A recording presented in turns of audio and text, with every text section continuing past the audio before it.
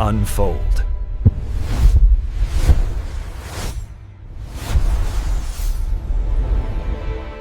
Welcome back to the Deep Dive. Today, we are setting aside that soft focus, kind of sentimental image of what the golden years are supposed to look like. We were definitely carrying up the script. Absolutely. Tearing up the script on this idea of late life service and sacrifice.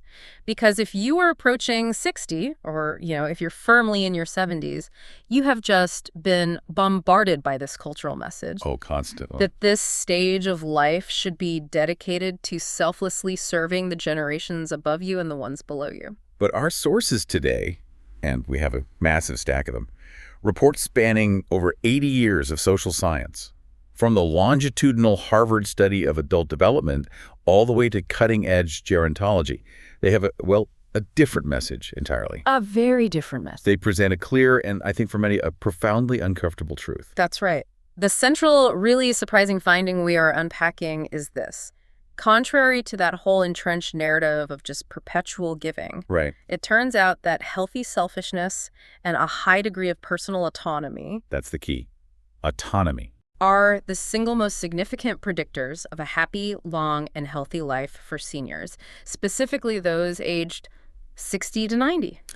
We've synthesized this complex research. I mean, we're looking at everything from neurobiology to socioeconomics.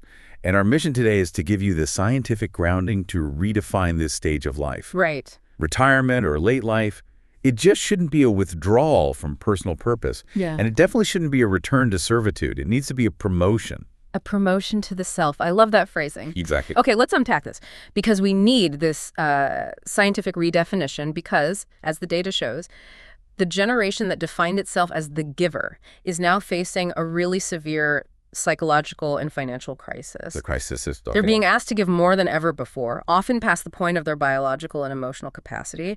And this immense, often invisible burden, it's leading to deep psychological depletion. So we need to understand why this unique sociological burden is falling so heavily on the modern senior, and then how to use the science of what we're calling positive individualism to reverse that depletion. Let's get into it. So let's start by defining the unprecedented weight that the modern senior is carrying. We're focusing specifically on those in their 60s and 70s, the demographic that's supposed to be entering a phase of lower stress. Right, it's supposed to be. But instead, they're finding themselves caught in this complex, multi-layered trap, and this trap actually has a name. The club sandwich. And that term club sandwich is such a crucial indicator of how far the social contract has shifted. I mean, if you go back, sociologists first introduced the term sandwich generation way back in 1981. Right, Miller and Brody. Exactly. And it was used to describe middle-aged women, typically in their 40s and 50s, who were caught between two simple levels: their young children and their aging parents. A two-layer problem, which was, hard enough then. But the demographic landscape has just changed so dramatically since the 80s. It's not even comparable. The burden hasn't just remained. It's expanded and intensified in ways they couldn't have imagined. So now we have the club sandwich. Precisely. Now, when researchers talk about the club sandwich generation, they're referring to individuals, often in their 60s and 70s, who are sandwiched between three distinct levels of dependency. The stack is just far more complex, much thicker, and way more demanding. And if we look at the data from the sources, these three levels are starkly different from those 80s layers. Completely different. Level one is the aging parents, who are now often nonagenarians in their 90s, living longer and requiring really complex long-term medical care. Okay, so that's the top layer. Then level two is the adult children, typically in their 30s or 40s, who are facing significant economic instability.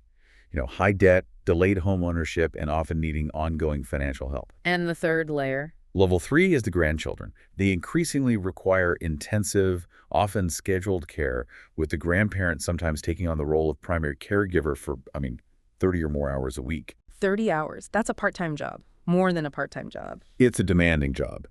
And what's really remarkable here is the flow of resources. In the 80s, the emotional and financial flow was pretty linear, up to the older generation and down to the minor children. Simple enough. But today, the club sandwich senior is simultaneously the primary resource for everyone.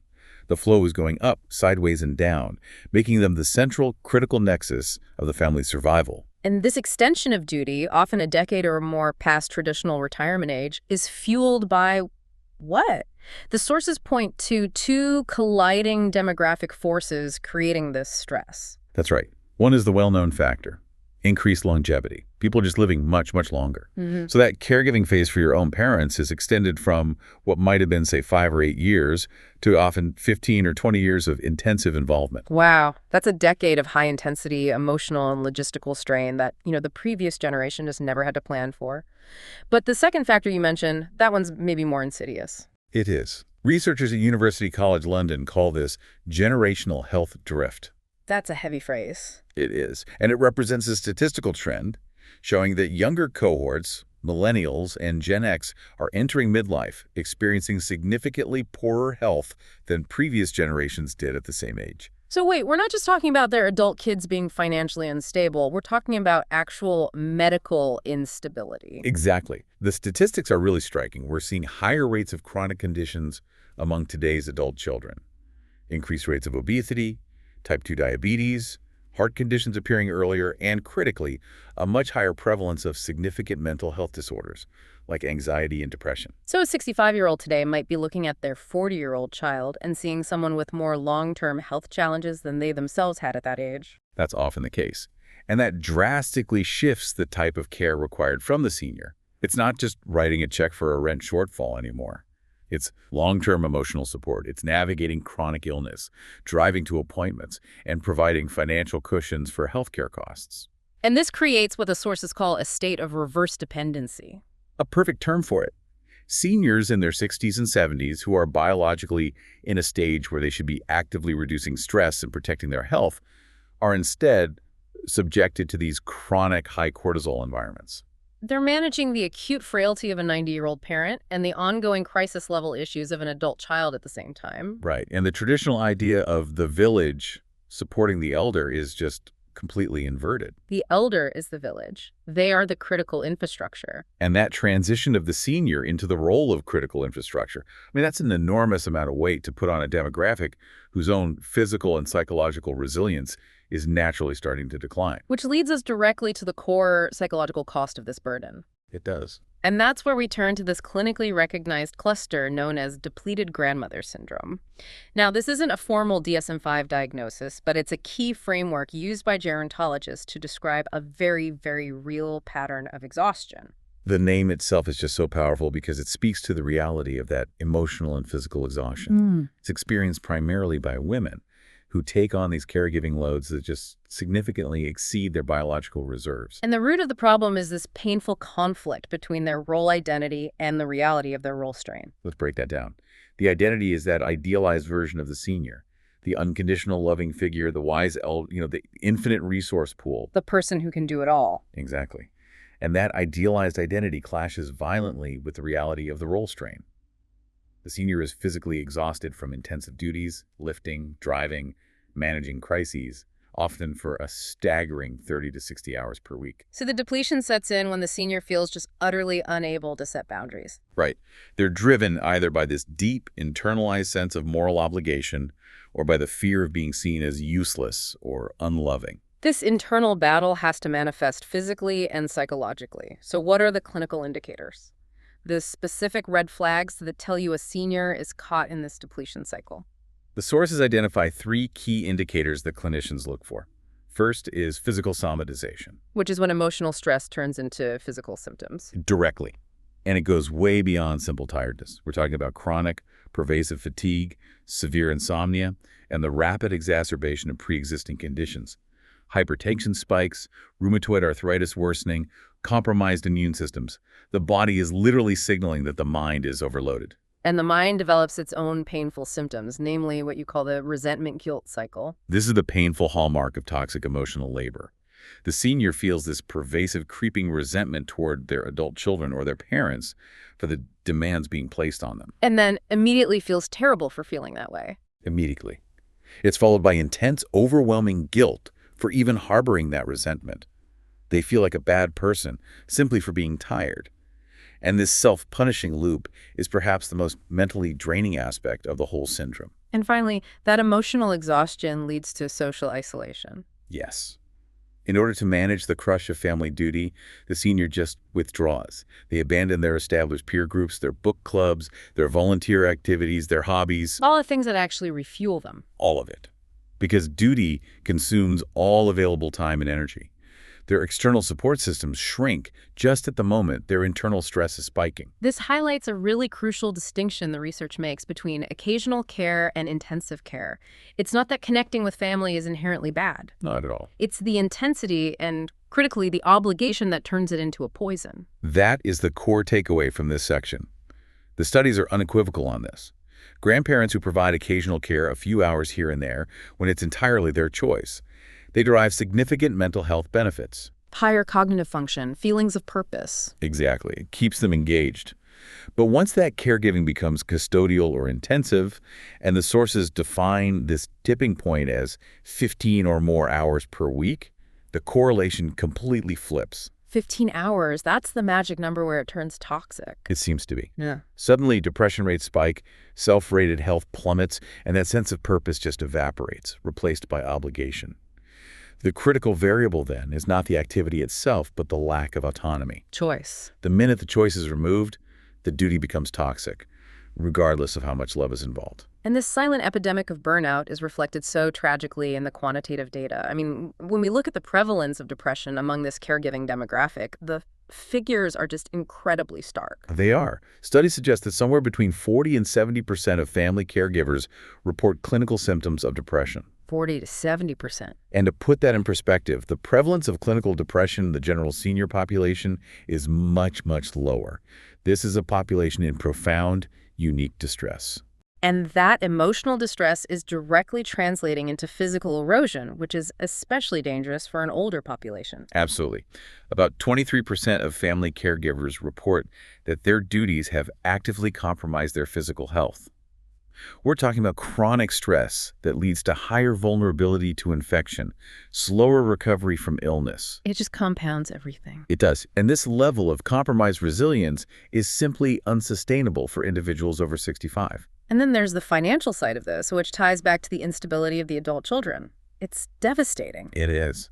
The sources cite that a shocking 71% of caregivers report financial struggle directly attributable to their caregiving duties. 71%. It means seniors are liquidating their retirement savings, cashing out annuities, delaying necessary medical procedures for themselves, or diverting their fixed income to support their adult children.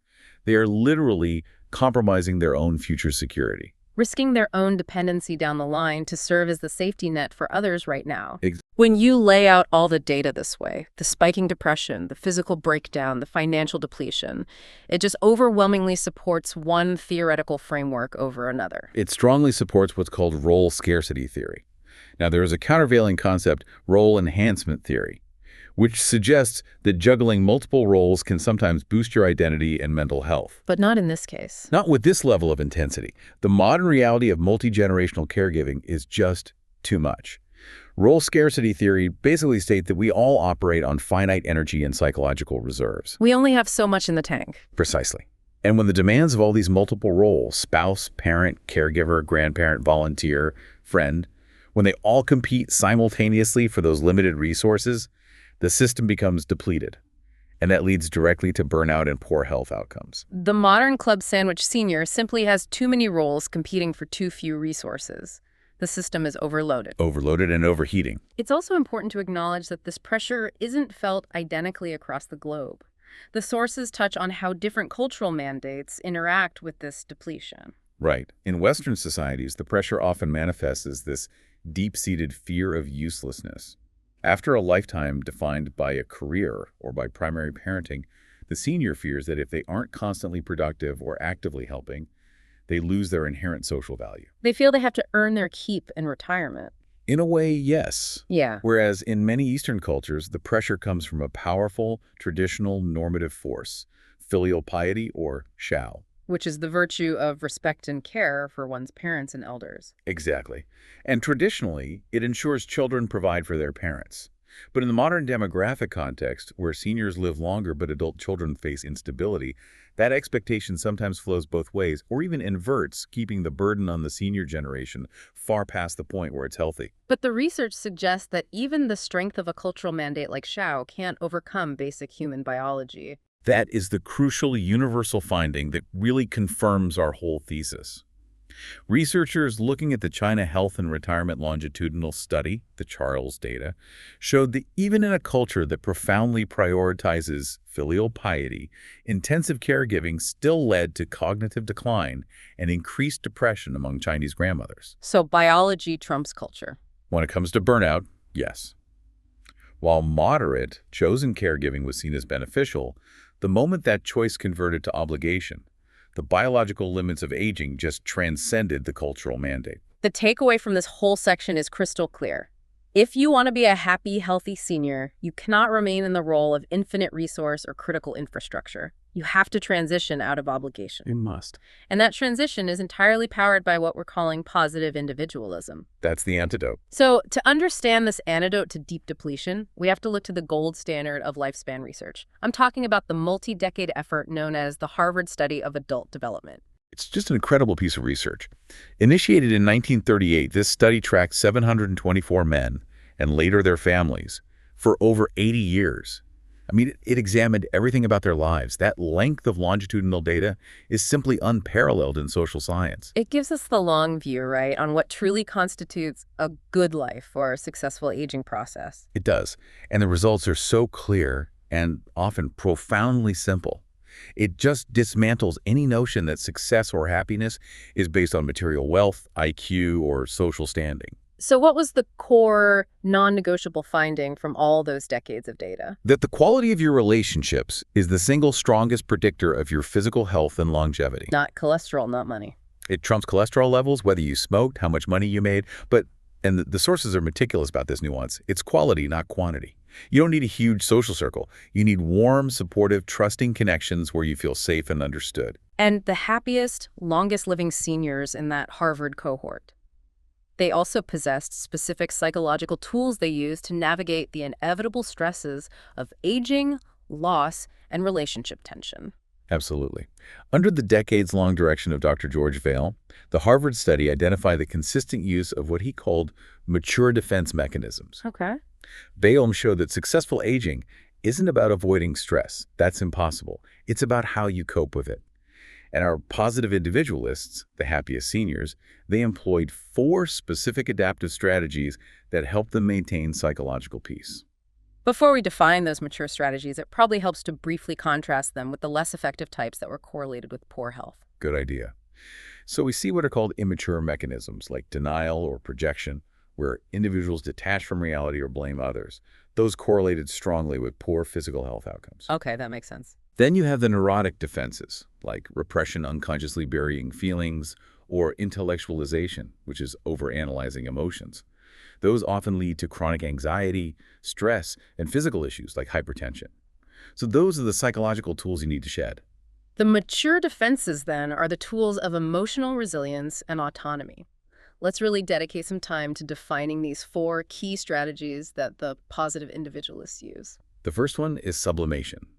This is arguably the highest level coping mechanism there is. It's the ability to take negative energy, anxiety, frustration, or anger, and constructively redirect it into socially acceptable and productive activities. So instead of just stewing and complaining about the demands of the club sandwich, you channel that same energy somewhere else. Exactly. For a senior who's dealing with the anxiety of an empty nest or frustration over an adult child's instability, instead of engaging in passive-aggressive conflict, they channel that intense emotional energy into writing a book, or mastering a difficult instrument, or starting a new volunteer role that they chose. It's a constructive redirect. It transforms inner turmoil into external accomplishment. The second mechanism is beautifully simple: humor. It's so important. This is the capacity to laugh at the absurdities and the inevitable indignities of aging. You know, the physical stiffness, needing reading glasses, forgetting names, rather than internalizing them as signs of failure or sinking into despair. And what does that do for you psychologically and physiologically? Well, psychologically, humor provides an immediate cognitive reframe.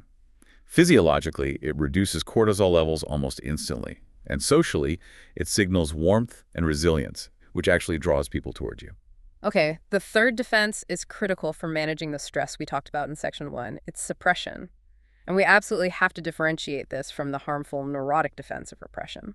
The difference is absolutely vital. It's a lesson in conscious mental discipline. Repression is an unconscious, involuntary action. You bury the feeling and it festers, leading to anxiety. But suppression is different. It's a conscious, deliberate decision to postpone worry. Okay, how does that actually look in practice? How do you consciously postpone worry? The senior acknowledges the stressor. I am deeply worried about my grandson's schooling, and my son is demanding money again. But then they assert conscious control. They say, I will actively choose not to let this worry ruin the peaceful activity I'm engaging in right now. I will allocate 15 minutes tomorrow morning to worry about it, but not now. So it's an active exercise of mental autonomy. It preserves the peace of the present moment. And it prevents energy depletion. It's not ignoring reality. It's controlling when and how you engage with it. It protects the self. Got it. And the final mature defense. It's altruism, but, and this is a huge but, it must be defined as altruism driven by abundance, not by obligation.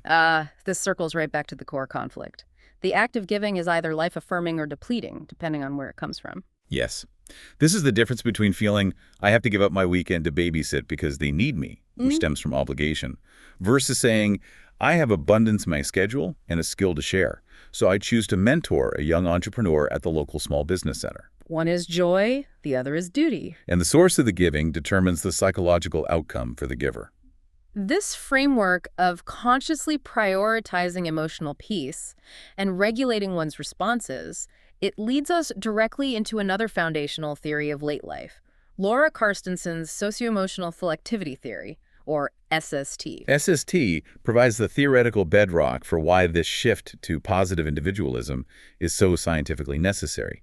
Carstensen basically posits that our human motivation is primarily driven by how we perceive our time horizons. So when you're young, time feels expansive, almost limitless. That's right. And the young person prioritizes what she calls knowledge acquisition goals. They focus on networking widely, maybe tolerating unpleasant professional relationships, learning difficult skills, because those things might pay off 20 years down the line. They're investing in a long future. But as you move into old age, that perception fundamentally shifts. The time horizon narrows. And the motivation shifts entirely toward emotion regulation goals. The senior is no longer willing to tolerate unpleasantness or peripheral low-quality relationships. They are prioritizing immediate emotional meaning and satisfaction in the present moment. The future payoff is less relevant than today's peace. Exactly. And this explains that common phenomenon where seniors intentionally shed peripheral relationships, a process SST calls strategic pruning. This pruning is a classic hallmark of positive individualism. It really is. Seniors intentionally and proactively removed toxic or energy-draining connections. They aren't becoming hermits. They're curating their experience to maximize deep, emotionally satisfying interactions. It requires the courage to say, I no longer have the bandwidth for this drama or this person. But this selectivity is a scientifically validated path to happiness and peace. And what's really remarkable is that the strategic pruning is actually supported by what's happening in the brain, something called the positivity effect. So the neurobiology actually aligns with the psychological theory. Perfectly. Functional MRI studies show that the aging brain supports this emotional shift. The amygdala, which is the brain structure heavily involved in processing fear, threat, and negative emotions, it becomes significantly less reactive to negative stimuli as we age. So the senior's brain literally spends less energy worrying about bad news. In a way, yes. And critically, while the response to negative input dampens, the amygdala maintains its reactivity to positive stimuli. It's like the brain has evolved a filter. It's now biased toward the good news and the positive, peaceful input. It could be an evolutionary adaptation to conserve cognitive energy late in life. That's one of the leading theories. So if you're embracing positive individualism, you are aligning your life choices and your relationships with your brain's natural neurobiological bias toward peace. And if you're fighting that, trying to engage in constant conflict or maintain these high-stress, high-demand relationships, you are working against your own neurology. You're forcing your brain to engage with its threat detection system when it naturally wants to rest and find connection. And that successful alignment with peace is what allows the senior to ascend the right side of the famous U-curve of happiness. The U-curve is such a robust finding across global economic studies. It describes how our subjective well-being is typically high in our youth, But then it begins a long decline, bottoming out usually in the 40s and 50s. The years of maximum responsibility. Exactly. And then significantly, it begins to rise again dramatically in the 60s and 70s. And that bottom point in the U-curve aligns perfectly with the peak of the club sandwich burden we defined earlier. It's the narrative low point. It is the moment of greatest stress and least autonomy. And therefore, to successfully ascend the right side of that U-curve and reclaim happiness, the senior must consciously shed the heavy obligatory responsibilities that define their middle years. So the U-curve demonstrates scientifically that happiness in late life isn't about having perfect circumstances. Not at all. It's about attitude and, critically, autonomy. Autonomy. That's the cornerstone of this whole deep dive, and it's perfectly captured by self-determination theory, or SDT, from researchers Deci and Ryan. SDT argues that all humans have three universal psychological needs that must be met for optimal well-being: competence, relatedness, and autonomy. Competence, relatedness, autonomy. And while all three are important throughout life in the context of aging, autonomy just emerges as the most critical variable for mental and physical health. So how do we define autonomy for the older adult? It is a sense that you are the origin of your own actions, that you are setting your own schedule and defining your own choices, rather than just responding to external pressure or guilt or demands. The research on this is so compelling. It is. The sources detail a classic study in nursing homes. Residents who were given small choices, when to have visitors or even just when to water their plants, lived demonstrably longer and happier lives than those who were just passively cared for. That is profound. Yeah. Controlling your schedule, your environment, your decisions. It's literally a life-extending factor. It is. For independent seniors, autonomy means the freedom to define their schedule. And the other two SDT needs are also engaged here. Competence is the need to feel effective. If a senior's self-worth was tied entirely to a long career, retirement can feel like a devastating loss of identity. Right. So positive individualism encourages what we call encore careers, or mastering a new hobby, like painting or learning a language, to satisfy that deep need for competence. And when we talk about relatedness, we circle right back to the Harvard study's finding on relationship quality. Absolutely. The connections must be driven by autonomous choice. Connecting with family because you want to, because it is deep and meaningful, that fosters well-being.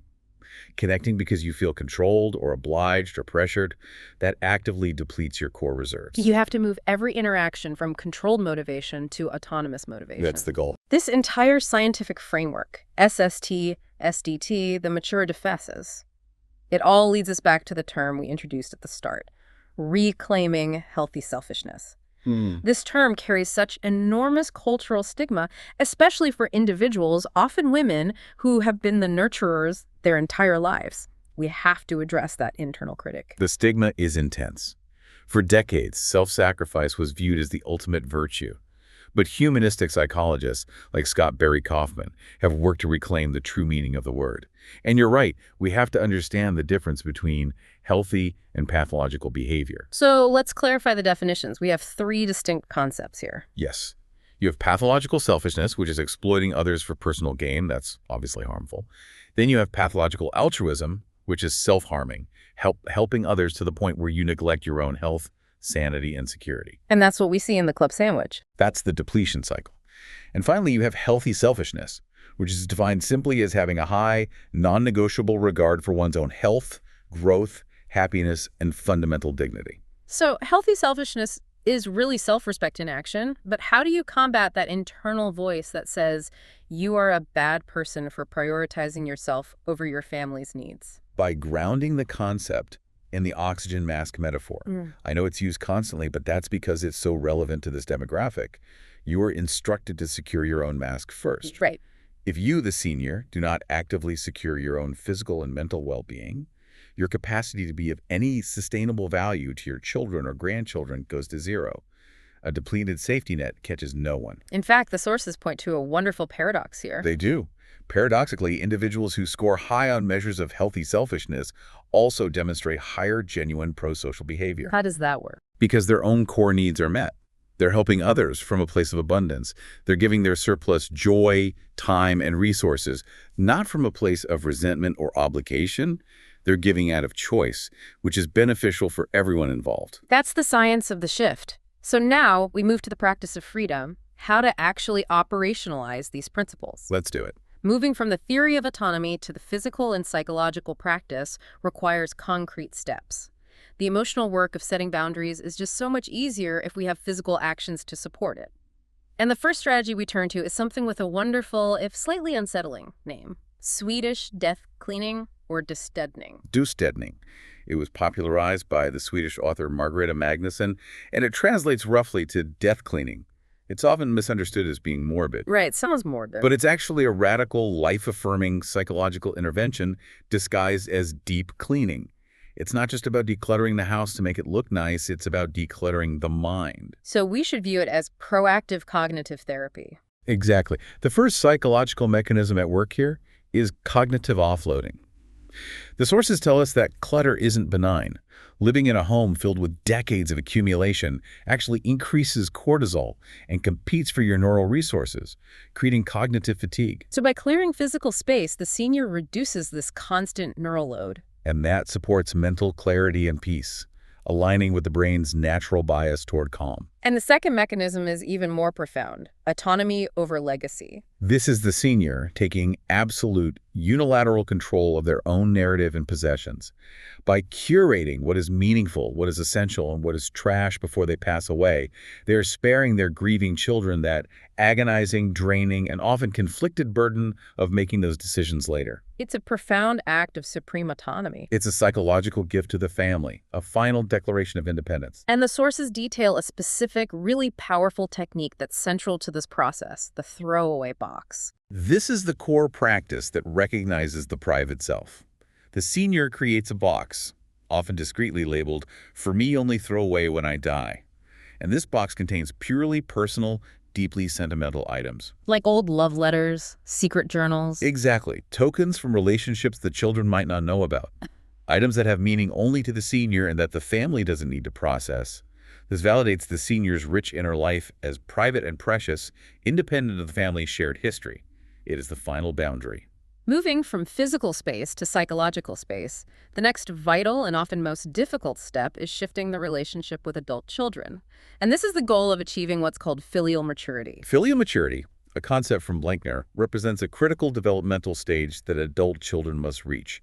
It's the stage where they stop viewing their parents as limitless, omnipotent providers, the idealized parents. And start seeing them as people. Exactly. As distinct, complex individuals with their own limitations, needs, histories, and finite reserves. And the senior has to be the one to catalyze this transition, because dependent children, even adult ones, they rarely initiate it themselves. Absolutely not. The tool for this catalyst is the boundary. Boundaries are what shift the relationship from one defined by dependency and obligation to one defined by respect and intimacy. If your child knows you have limits, they can respect your presence more deeply when you choose to give it. The sources provide specific scripts, and these are so crucial because finding the right language in a moment of emotional stress is incredibly difficult. Let's walk through a few detailed examples of how the positive individualist script differs from the old guilt-based script. Let's start with the most frequent scenario. The intensive babysitting request, often last minute. The old depletion-based script would be something like, "Oh, I guess I can cancel my doctor's appointment. I don't want to let you down, even though I'm exhausted." And that just reinforces the depletion cycle. So the new script, leveraging autonomy and self-preservation, needs to sound supportive but firm. It sounds like this. "I love you and the grandkids, but I can't clear my entire day. I'm prioritizing my recovery time this week. However, I can offer Tuesday morning from 9 to 11 a.m., and I'd love to take them to the park then." It uses that mature defense of suppression. You protect the rest of your day while still providing connection from a place of choice. Exactly. Okay, the next major conflict is the financial request, which is rampant in the club sandwich dynamic. The guilt-based script compromises future security. The old script might be, "I'll try to find the money for your car payment, even if it means dipping into the emergency fund." The new script has to leverage both healthy selfishness and that long-term view of generativity, providing a legacy of independence. So the reframed no becomes an act of future care. Precisely. The new script is, "I've set firm boundaries on my fixed income because I'm prioritizing my security, so it won't be a burden to you later in life. Therefore, I cannot help financially right now, but let's sit down and look at budgeting resources together." You're saying no to the financial demand, but yes to the relationship. You're fulfilling that SDT need for relatedness and competence without depletion. And finally, the boundary against emotional dumping, which feeds that whole resentment-guilt cycle. The old script is just passive listening while an adult child complains for hours, leaving the senior mentally drained. The new script employs the emotional regulation taught by SST and the mature defensive suppression. So what does that sound like? It sounds like, I hear that you're hurting and I care about you deeply, but I'm feeling drained right now and I need to protect my energy. Can we please talk about something positive for a few minutes, or can we pick this challenging topic up tomorrow after I've rested? You're actively teaching the adult child that your emotional time is a finite, precious resource. And you are modeling healthy boundaries in the process, which is arguably the greatest lesson the senior can provide. So, beyond setting boundaries with others, the positive individualist has to reclaim their time for the self. And that means mastering the art of solitude. This is such a vital psychological distinction. We have to emphasize the clear difference between loneliness, which is the distress and pain of isolation, and solitude, which is the joy and psychological opportunity of being intentionally alone. So how does that help? Seniors who proactively engage in solo activities, especially new, mildly challenging ones, report higher self-efficacy and lower rates of anxiety. It satisfies that SDT need for competence. And one of the most potent solo activities mentioned in the sources is solo travel, especially for the over 70s. It directly stimulates neuroplasticity. Right. It forces the brain to process new environments and logistical problems. Solo travel is an incredible way to combat cognitive decline, but the primary barrier is often fear, both internal and external. So the sources detail specific safety strategies, what they call the Guardian Protocol, designed to mitigate that fear and ensure autonomy. Let's talk about the paper brain protocol. That's step one. It involves carrying hard copies of all your critical information, tickets, phone numbers, addresses, medical contacts in a designated folder, just in case technology fails or becomes overwhelming. That simple redundancy provides psychological assurance and maintains control. And another strategy is the vampire rule. Right. Avoiding late-night arrivals in new, unfamiliar cities. That's when a traveler is most vulnerable and tired. And for those who need a balance between safety and total independence, there are these group solo hybrids. Yes, these are tour companies that cater specifically to the senior traveler. They provide the safety infrastructure of a group, handling all the logistics, transportation, emergency planning, while still allowing the senior ample autonomy and self-directed time that the solo experience requires. It's a perfect example of finding competence and autonomy within a framework of relatedness. And another key way to reclaim competence is through the encore career. We must reiterate that retirement work should be driven by purpose and passion, not financial pressure, not the purse. The encore years concept encourages work that leverages decades of experience for social good or profound personal joy. Mentoring, consulting, starting a passion project. Exactly, something that was deferred during midlife. It satisfies the SDT need for competence without all the high-stakes stress of the career-building phase. Finally, let's look at the overarching philosophical framework that underpins all these practical strategies. Stoicism. This ancient philosophy seems perfectly suited for the challenges of managing the external chaos of the club sandwich world. It truly is. Philosophers like Marcus Aurelius, writing his meditations during times of immense stress, he focused intensely on the dichotomy of control. The idea that you can only control certain things. Right. Seniors often suffer intensely because they try to control externals. Their children's financial choices, their grandchildren's behavior, the constant decline of their own aging bodies. But Stoicism teaches that peace comes not from controlling the external world, which is impossible, but from diligently mastering your internal reaction to it. So you accept the externals, my knees hurt, my son is struggling, while rigorously mastering your internal response. It's mental armor against the chaos of the world. It provides a durable sense of self-efficacy, even when your physical competence declines. And the final, beautiful Stoic concept that wraps this all up, amor fati. Love of fate. This means embracing the aging process, the inevitable changes, limitations, and losses, not as a personal tragedy to be resented, but as a necessary and natural season of life, rich with its own unique wisdom. It aligns perfectly with that mature defense of sublimation. It does, turning the reality of aging into a period of deep reflection, personal growth, and self-acceptance. It is the ultimate act of autonomy and surrender. This has been a necessary and I think a deeply detailed deep dive into what it means to age successfully in the 21st century. The synthesis of all this data, the gerontology reports, the Harvard study, SST, SET, it all points to a singular transformative conclusion that has to challenge cultural expectations. The well-being of the club sandwich generation hinges entirely on a radical and, yes, often uncomfortable shift from obligation to autonomy. The science is just unambiguous on this. Self-sacrifice past the point of depletion is not a virtue. It is self-harming help. A burned-out safety net catches no one. And positive individualism, it's not a rejection of family values, it's the evolution of them. By modeling self-respect, setting explicit, kind boundaries, and prioritizing personal dignity and joy, seniors provide their families with a blueprint for aging that is based on independence and dignity, rather than profound depletion. The happiest, longest-living seniors are those who have mastered the art of letting go, of shedding the heavy leaves of expectation and obligation to reveal the enduring strength and core purpose of the self. If we look at the future directions suggested by the research, we see a focus on developing specific clinical frameworks to help entire families navigate this difficult, necessary transition to filial maturity, which suggests that society is finally catching up to the scientific need for the older generation to reclaim their time. So, here's the final provocative thought for you to carry forward, building on all the material we've covered today. We invite you to consider, if the single greatest contribution you could give your adult children is not financial support or constant care, but the powerful living example of a person who is truly, consciously, and autonomously free in their final chapter. What expectation, demand, or duty do you need to shed today? Shedding leaves to see the stars. That's our mission for you. Thank you for joining us for the deep dive.